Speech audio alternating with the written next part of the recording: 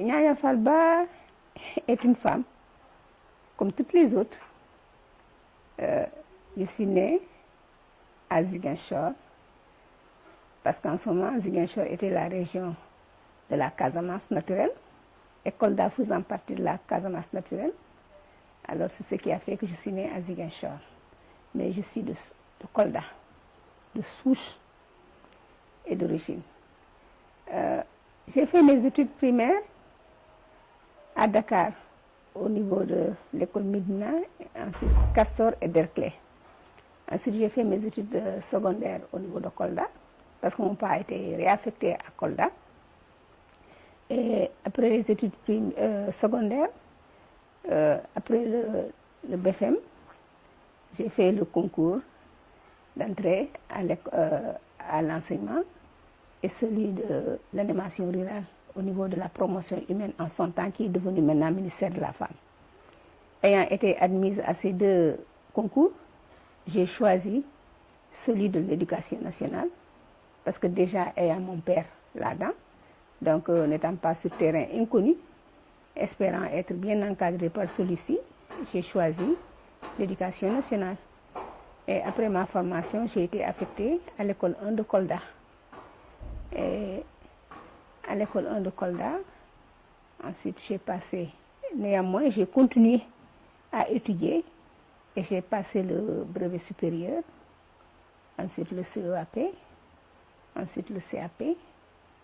Et par la grâce de Dieu, à une des rencontres, j'ai pu décrocher une bourse du BIT qui m'a permis d'aller aux États-Unis à l'université de Cornell, faire mon leadership woman, mon management en leadership woman.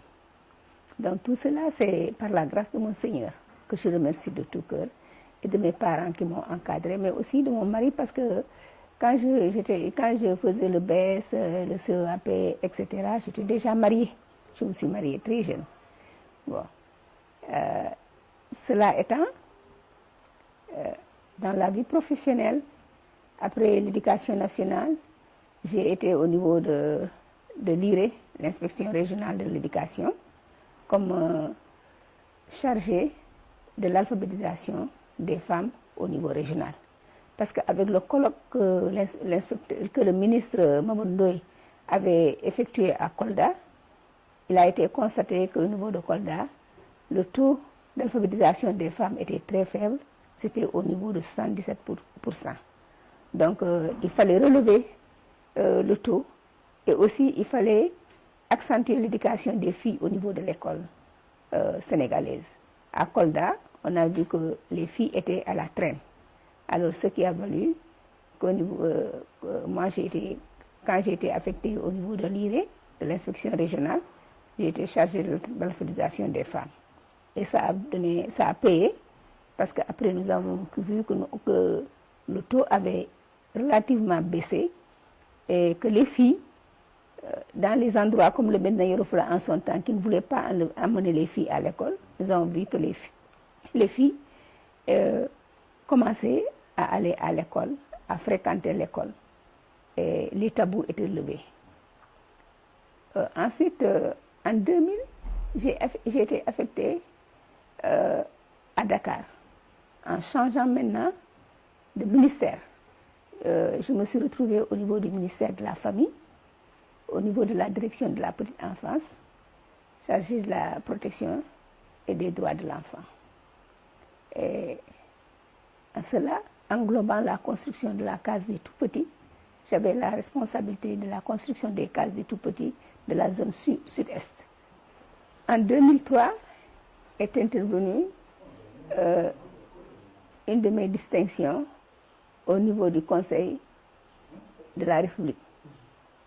Alors, j'ai été nommée conseillère au niveau du Conseil de la République, et en même temps chargée des droits de la femme et du genre. Après le Conseil de la République, par la grâce de mon Seigneur, j'ai été nommée au niveau du Conseil économique et social. Au niveau du Conseil économique et social, vice-présidente.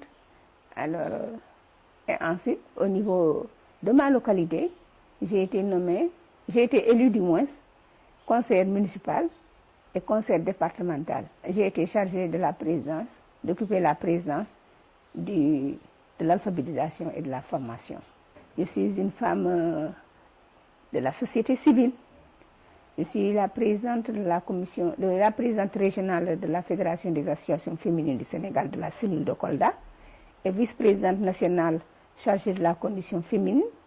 Je suis présidente du COSEPRAT, le Conseil sénégalais pour contre les pratiques néfastes de la santé de la maman et de l'enfant.